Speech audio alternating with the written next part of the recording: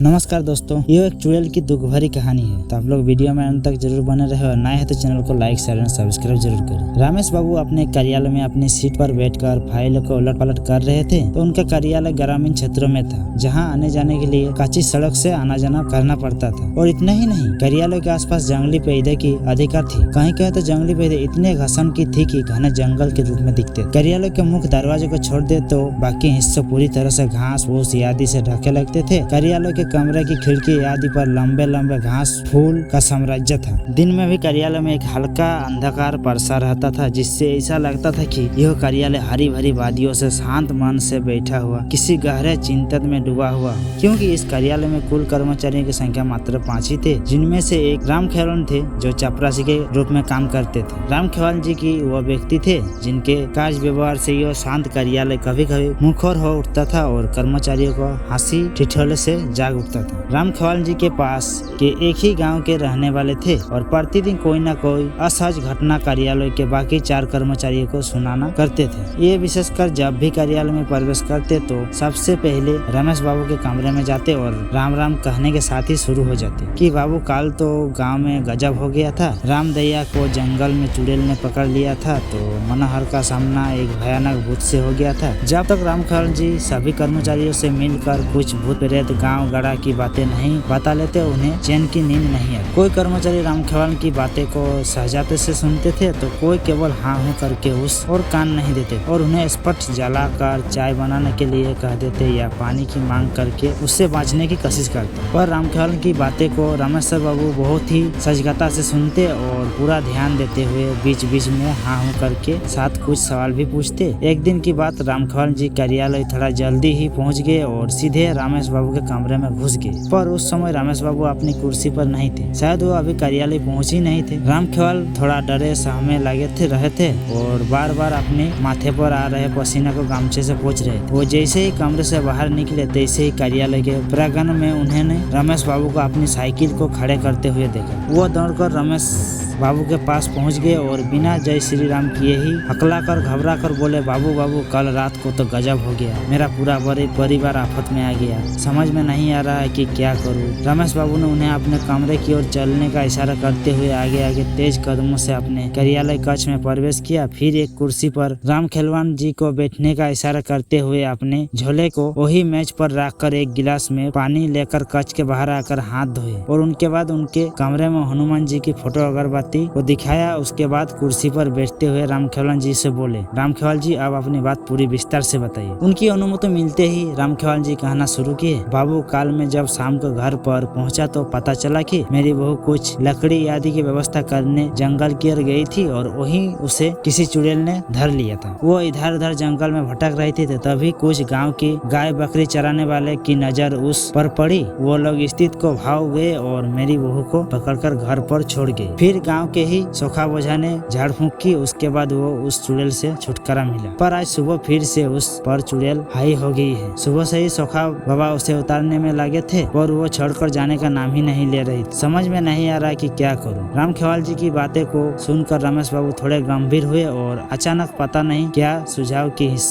हंसने लगे। रमेश बाबू की यह हालत देखकर रामखेवाल जी तो और भी हक्के बक्के हो गए। उन्हें समझ में नहीं आया कि आखिर इनको क्या हो गया, कहीं इन पर भी तो किसी भूत प्रेत का साया नहीं पड़ गया। अभी रामखेवाल जी यही सब सोच रहे थे तभी रमेश बाबू अपनी कुर्सी पर से उठे और बिना कुछ बोले रामखेवाल को अपने पीछे आने का इशारा करते हुए कमरे से बाहर निकल गए। कमरे से बाहर निकलकर रमेश बाबू के पास ही एक झाड़ी से कुछ पत्ते को तोड़ा और मन ही मन कुछ मंत्र बुदबुदाया। फिर रामखेवाल को उन पत्तों को देते हुए बोला कि आप इसे पीसकर अपनी बहू को पिला दे और अपने घर पर ही रुके। मैं कार्यालय में कुछ जरूरी काम निपट कर अभी 1-2 घंटे में आपके घर पर पहुंचता हूं। रामखेवाल जी बिना कुछ बोले केवल सिर हिलाए और उन पते को लेकर घर की ओर बढ़े। रास्ते में उन्हें केवल एक ही बात खाए जा रही थी कि रामेश्वर बाबू को यो आए 3 साल हो गए, पर अभी उन्होंने इस बात का जिक्र नहीं किया कि वे भूत प्रेत का उतारना भी जानते हैं। कहीं वह मजाक में तो इन पते को तोड़कर झूठ मूठ में कुछ बुदबुदा कर मुझे नहीं दे दिया। पर रमेश बाबू ऐसा नहीं कर सकते, वो तो बहुत गंभीर आदमी है और हमारी सारी बातें को भी वो बहुत गंभीरता से लेते और समय समय पर हर प्रकार का हमारी मदद भी करते रहते हैं। ना वो मेरे साथ मजाक नहीं कर सकते। यही सब सोचते सोचते रामखेवाल जी घर पर पहुंचे गए। घर के बाहर 10-15 गाँव घर के ही लोग बैठे नजर आए। एक खटिया पर सोखा बाबा भी बैठकर लोगों से कुछ बातचीत कर रहे थे। रामखवाल जी को देखते ही सोखा बाबा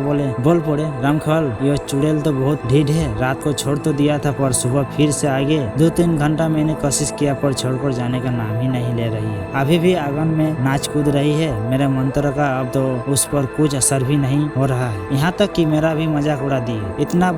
इतना सब होने के बाद मैं उसे छोड़कर बाहर आकर बैठ गया हूँ। मैं अब कुछ नहीं कर सकता। मेरा जितना पावर था वो सब आजमा लिया। रामखवाल जी सोखा बाबा के ही बगल में बैठते हुए अपनी लड़की की आवाज लगाई। उनकी लड़की पर घर में से दौड़ते हुए बाहर निकली। फिर रामखवाल जी ने उस पत्ते को उसे देते हुए कहा कि अभी इसे पीस कर बहू को पिला दो, अगर ना मुकार करती है तो जबरदस्ती पिलाओ। इसके बाद रामखवाल की लड़की उन पत्ते को लेकर घर में गए तथा उन पत्तों को पीसकर अपनी भाभी को पिलाई। और यो क्या, एक घूंट अंदर जाते ही रामखवाल जी की बहू तो काफी शांत हो गई और वही आंगन में ही एक तराई पर बैठ गई। अब उसके व्यवहार में काफी अंतर आ गया था। उसका कूदना नाचना बंद हो गया। रामखवाल जी की लड़की दौड़ते हुए घर में बाहर निकली और रामखवाल जी को और देखकर बोली, बाबू बाबू, भौजी को अब आराम हो गया है। वो आंगन में ही अब शांति से बैठ गया है। बाहर जितने लोग बैठे थे वो सब हतप्रभ हो गए। आखिर जो चुड़ैल इतने बड़े सोखा से बस में नहीं आया, वो 2-4 पाते की पिलाने से कैसे बस में आ जा सकती है? आखिर वो कैसे पाते थे? क्या किसी धर्म स्थान से लाए गए थे या किसी बहुत बड़े पंडित और ओझा सोखा यादी ने दिए थे? वहाँ बैठे लोगों में से एक ने रामखवाल जी की ओर देखा पर कुछ बोले इससे पहले ही रामखवाल जी ने उन पाते के बारे में बता दिया। सभी लोग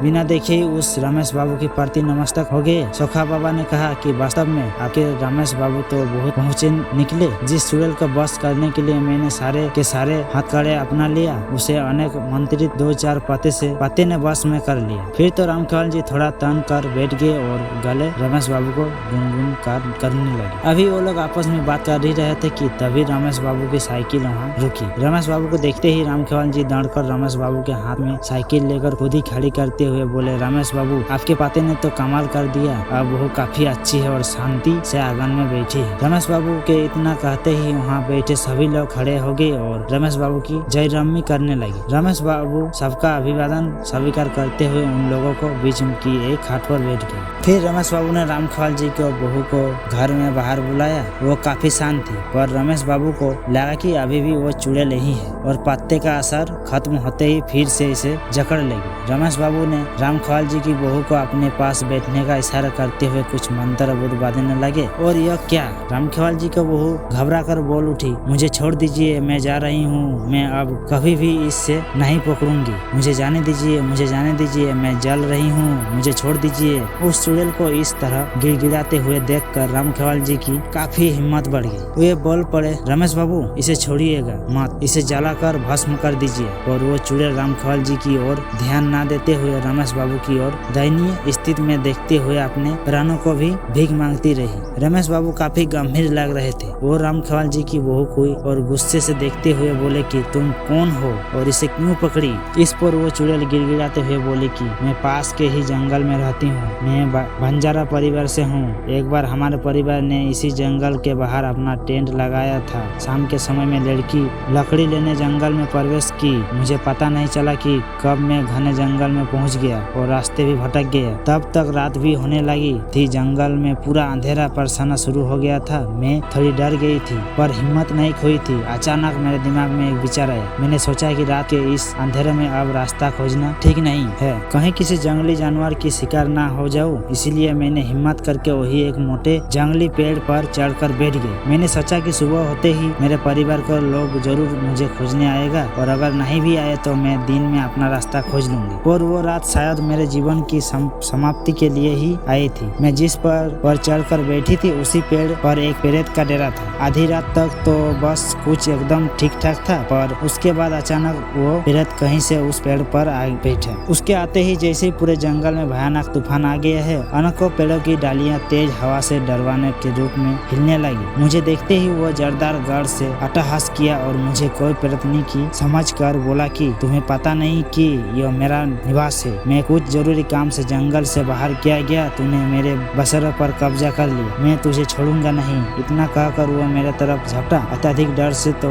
मेरी खींच निकल गई। मैं बहुत तेज चिल्लाई कि मैं कोई प्रेतनी नहीं हूँ, मैं इंसान हूँ। इंसान। मेरी बातों को सुनकर तो वो और जोर का अट्टहास करने लगा और बोला कि मुझे एक सांगिनी चाहिए। तुझे अगर सही सलामत रहना है तो मुझसे विवाह करना होगा, मरता नहीं तो मरता क्या ना करता। मैंने सोचा कि अब इस समय बस एक ही रास्ता है कि इसकी बातों को मान लिया जाए और दिन उगने के बाद ही यहाँ से घिसक लिया जाएगा। मैंने उसके हाँ में हाँ मिलाते हुए अपनी ही सहमति दे दी। मुझे क्या पता था कि यह सहमति मुझ पर बहुत भारी पड़ेगी। इतना कहने के बाद रामखेवाल की बहू पर सवार होकर चुड़ैल फूट फूट कर रोने लगी। रमेश बाबू थोड़े भावुक हो गए और उसके प्रति थोड़ी नरमी दिखते हुए पानी भरा लोटा उसके पीने के लिए दे दिया। 2-4 घूंट पानी पीने के बाद उसने फिर से कहना शुरू किया। मेरी सहमति देने के बाद वो प्रेत पता नहीं कहाँ गायब हो गया। उसके गायब होते ही मैंने थोड़ी चैन की सांस ली, पर यह क्या अभी 10-15 मिनट भी नहीं बीते होंगे कि उस जंगल में जैसे ही भूचाल आ गया हो, एक बहुत बड़ा तूफान आ गया हो। कितने पेड़ों की पता नहीं, कितनी डालियां टूटकर धरती पर पड़ गई। कम से कम सैकड़ों भूत प्रेत वहाँ उपस्थित हो गए थे। चारों तरफ खींच पुकार मचा हुआ था। कुछ डरवानी अट्टहास पर कर रहे थे तो कुछ डाली से उस डाली पर कूद फादे रहे थे तो कुछ ताली बजाकर नाच रहे थे। मुझे तो कुछ समझ में नहीं आ रहा था कि यह सब क्या हो रहा है। तब तक वही प्रेत फिर से मेरे पास प्रकट हुआ और बोला कि विवाह का व्यवस्था करने चला गया था, अपने परिवार वालों को बुलाने चला गया था। शादी में इन सबको भी तो शरीक करना होगा। अरे यो क्या, अब तो मेरी सहमत आ गया। पूरा शरीर पीला पड़ गया, कुछ बोलने की हिम्मत नहीं रही। तभी अचानक एक प्रेतनी वहाँ प्रकट हुई और उस प्रेत से लड़ने लगी। वो प्रेतनी बोल रही थी कि मेरे रहते हुए तू दूसरी शादी करेगा, कंदापी नहीं, मैं ऐसा नहीं होने दूंगी। और इतना कहने के साथ ही उस प्रेतनी ने उस डाल से मुझे धक्का दे दिया और जमीन पर गिरने से कुछ ही समय बाद मेरी यही लीला समाप्त हो गई थी। इतने कहने के साथ ही वो चुड़ैल फिर से रोने लगी थी। इसके बाद रमेश बाबू ने उस चुड़ैल को चुप रहने का इशारा करते हुए कहा कि आज के बाद तू इस गाँव वाले को कभी परेशान नहीं करोगे। चुड़ैल ने हामी भरते हुए कहा कि ठीक है, पर मैं तो एक बहुत ही छोटी आत्मा हूँ। इन पास के जंगल में पता नहीं कितने भयानक आत्माओं विचरण करती है। आप उन सबसे इस गांव वाले को कैसे बचा पाओगे। उस चुड़ैल की इस बात को सुनते ही रमेश बाबू हल्की मुस्कुराने में बोले, तू तो बकस, इन लोगों को बाकी भूत प्रेत से मैं कैसे निपटना है वो तू मुझ पर छोड़। इसके बाद रमेश बाबू लोगों को अब कभी ना पकड़ने की बात उस चुड़ैल से 3 बार कबूल करवाए। तभी साथ ही साथ उसे थूक कर चाटने के बाद भी जाने दिया। तब पाटगंगा रमेश बाबू ने उस चुड़ैल से तो गाँव वाले को छुटकारा दिलाया, पर क्या वो दूसरे भूत प्रेत से उन गाँव वालों को रक्षा कर पाएगा। राज को राज ही रहने दीजिए, जाइए। खैर आप लोग बताएं कि यह भूतनी काल्पनिक कहानी आप लोगों को कैसी लगी। आप लोग कमेंट में जरूर बताएं। तो फिर मिलते हैं नेक्स्ट वीडियो में। जय हिंद।